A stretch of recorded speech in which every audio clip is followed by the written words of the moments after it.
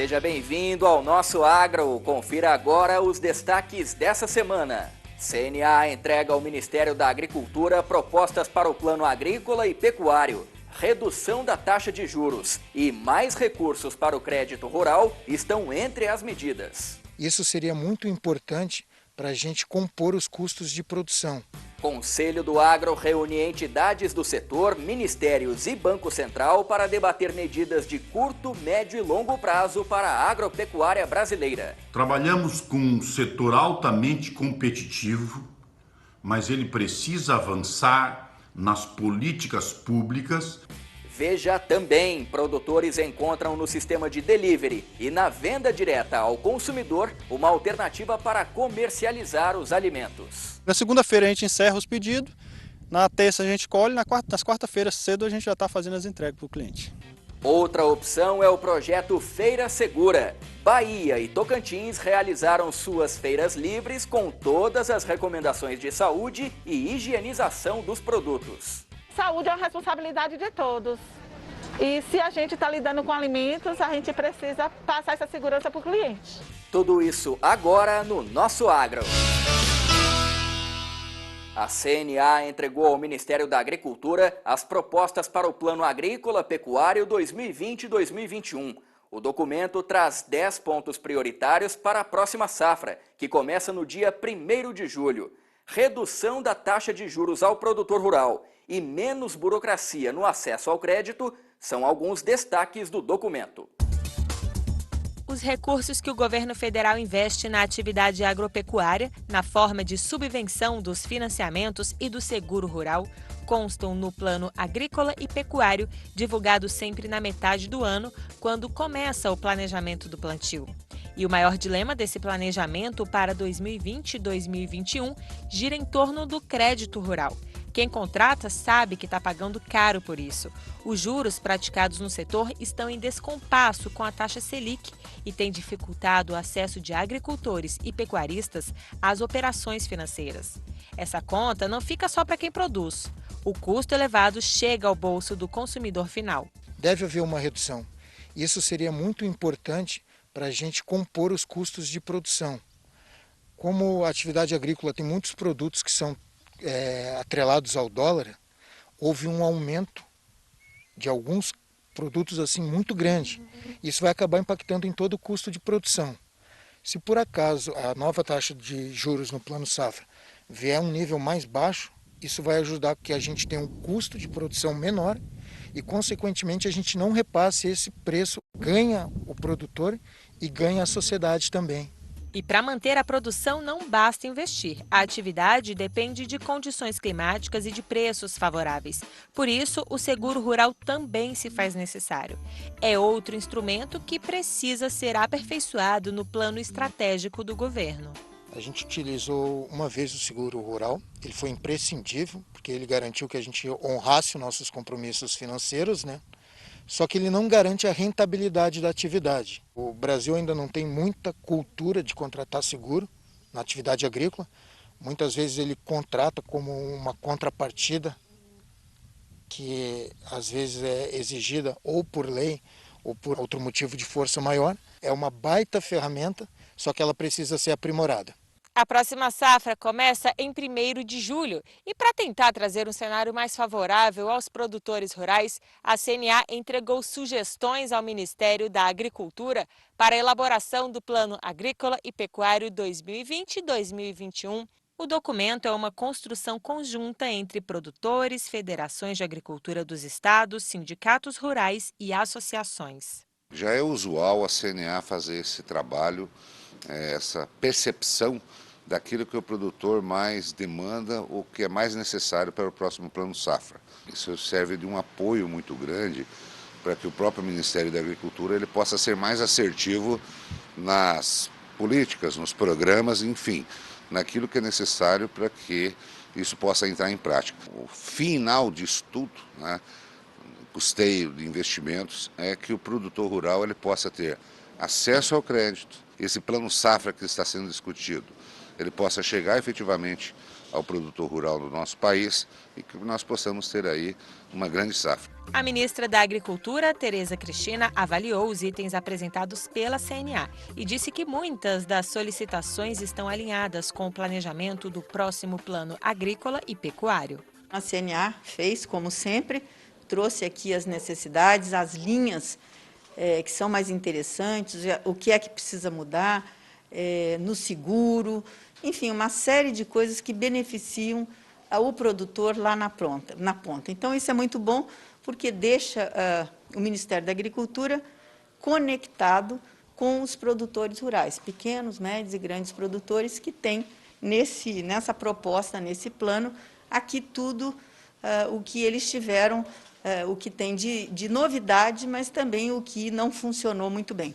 A ministra sinalizou ainda que o plano deve ser maior e com mais facilidades para o produtor, especialmente observando o momento de crise que o país e o mundo vivem. O tamanho do Plano Safra, que nós estamos absolutamente de acordo, os benefícios do seguro, desburocratização, algumas regras que atrapalham ou que são burocratizantes para que isso seja retirado e que melhore o fluxo de crédito que chegue a tempo na mão do produtor.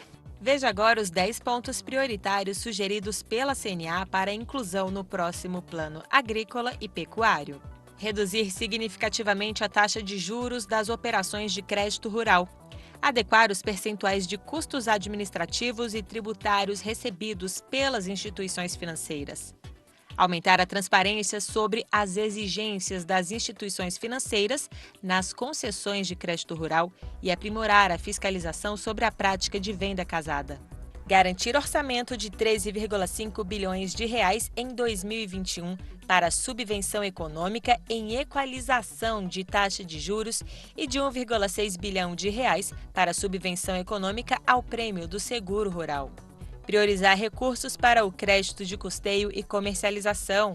Priorizar os programas para a construção de armazéns, PCA, irrigação, Moderinfra, inovações tecnológicas nas propriedades rurais, Inovagro e o Programa de Agricultura de Baixa Emissão de Carbono, ABC.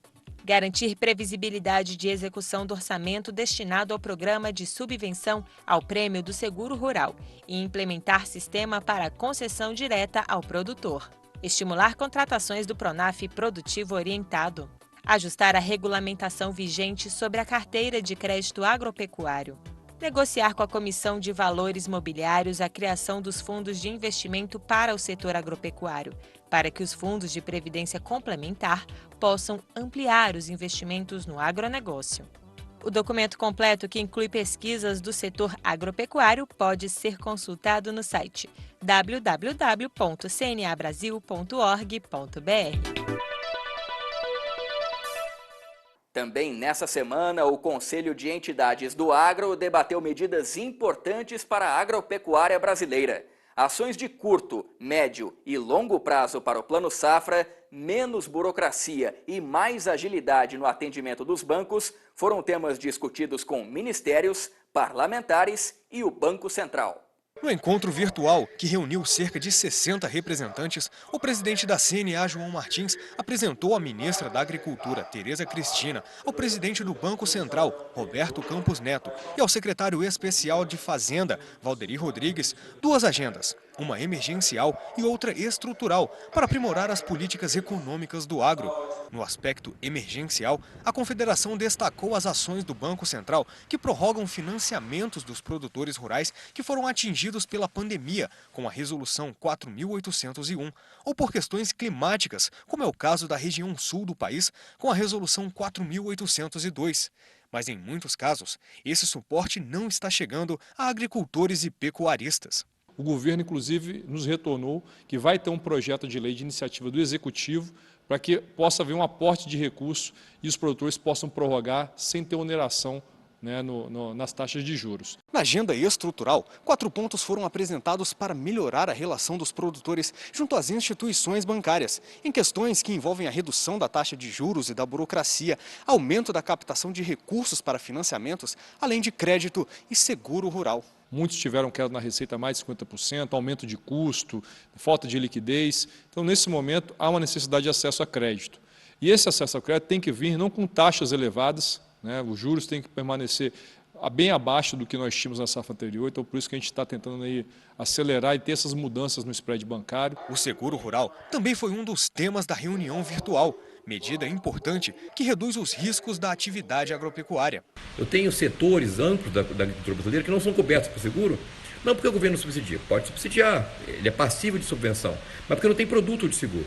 Então eu queria ver isso, uma indústria de seguro mais ativa no mundo rural. Políticas públicas também estão sendo acompanhadas pelo setor, com a atuação da Frente Parlamentar da Agropecuária, em conjunto com a CNA, para aprovar medidas junto ao Congresso Nacional e Poder Executivo. Percebe que o agro ele cresceu enormemente em tecnologia, pesquisa, inovação, manejo, cresceu em produtividade. Trabalhamos com um setor altamente competitivo, mas ele precisa avançar nas políticas públicas. Esses temas estão sendo tratados com muita força no próximo Plano Safra.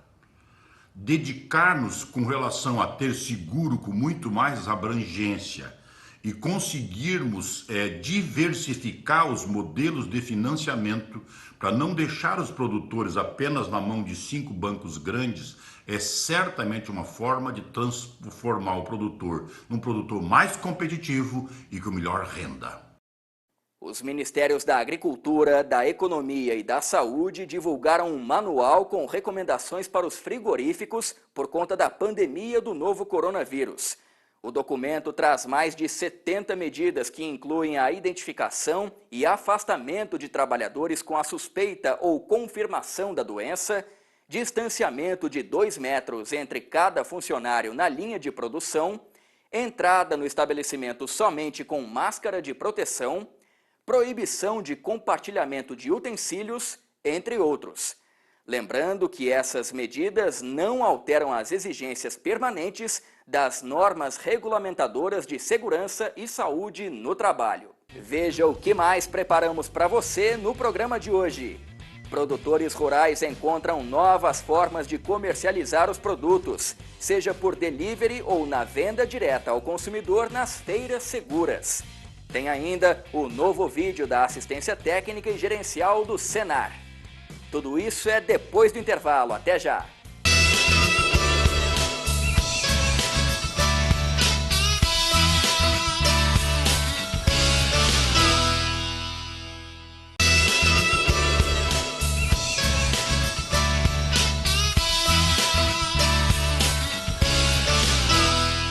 Produtores e consumidores estão voltando a frequentar as feiras livres. Afinal, escolher os produtos ali na banca, tudo fresquinho, é bem melhor, né?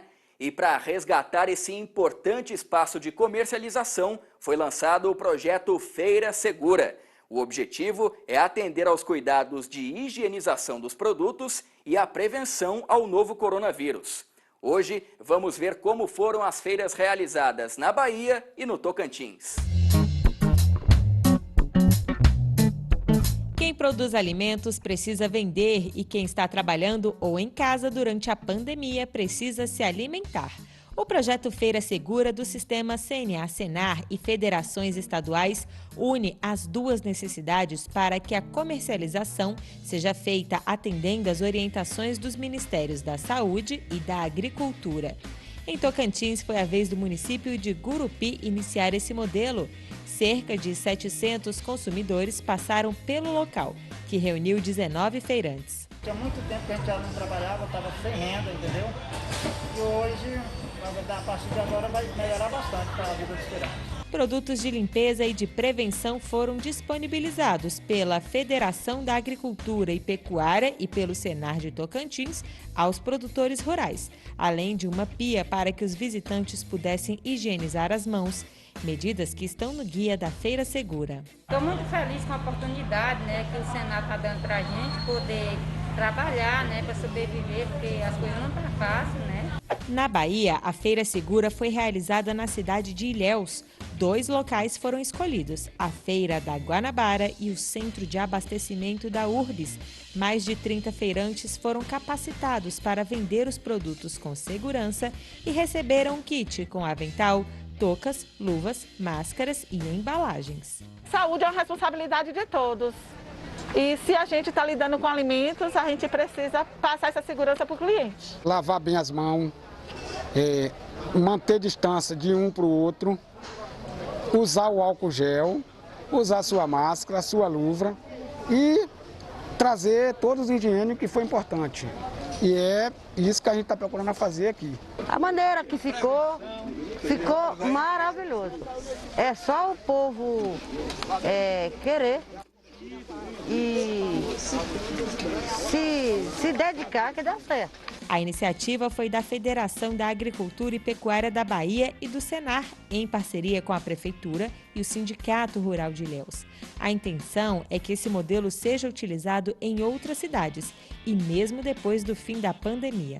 Será assim alongado, estendido a todas as outras necessidades, assim de nós termos uma feira segura, dando ao consumidor a segurança de comprar um produto de qualidade e com total higiene, manuseio de total higiene e controle de enfermidades. E quem comprou ficou satisfeito com a organização da feira e os cuidados com a higienização dos alimentos. E eu frequento essa feira desde 2014. Eu acho muito importante o trabalho que vocês estão fazendo aqui, a organização da feira, tudo, o trabalho, principalmente agora com essa epidemia, tudo que nós fizermos para diminuir essa doença, ótimo. O projeto Feira Segura faz parte das estratégias do sistema CNA-Senar para ampliar as alternativas de comercialização para os produtores rurais em todo o país. A gente sabe que para esse tipo de produção, as feiras livres são o canal de comercialização mais habitual, mais tradicional. E com a suspensão dessas feiras em parte do país, esses produtores tiveram uma dificuldade muito grande de comercializar nesse período. Então, o projeto Feira Segura vem exatamente para dizer e para garantir a segurança dos consumidores, dos compradores e também dos feirantes, dos produtores rurais que estão participando desse projeto. Para saber mais sobre o mercado CNA e a Feira Segura, acesse o portal cnabrasil.org.br.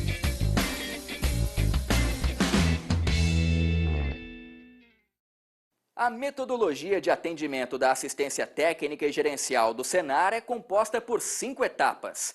Hoje vamos conhecer as 2 últimas, a capacitação profissional complementar, que utiliza os mais de 300 cursos do Senar, e a avaliação sistemática de resultados, para saber como anda o seu negócio. Olá, produtor rural!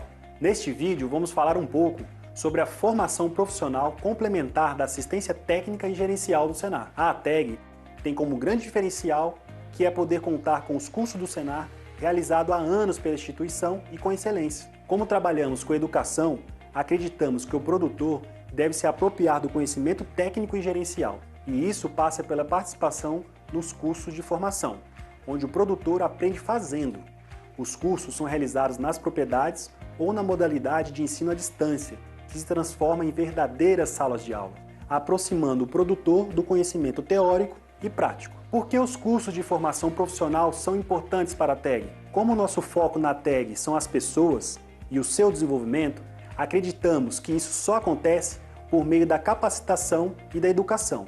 Os técnicos identificam, junto com os supervisores, quais são as principais carências dos produtores, que podem ser técnicas, gerenciais e pessoais. Depois, é preparado dentre os mais de 300 cursos de formação profissional rural e de promoção social, quais são os mais indicados para a participação do produtor e do trabalhador rural. O importante é proporcionar conhecimento a você, produtor, para que execute de maneira efetiva as orientações técnicas e gerenciais que o técnico passou, para atingir as metas e objetivos planejados. Tá tudo certo até aqui? Vamos relembrar então quais são as etapas da TEG? Diagnóstico Produtivo Individualizado, DPI, Planejamento Estratégico, Adequação Tecnológica e agora, Formação Profissional Complementar. O portal de ensino à distância pode ser acessado no endereço ead.senar.org.br.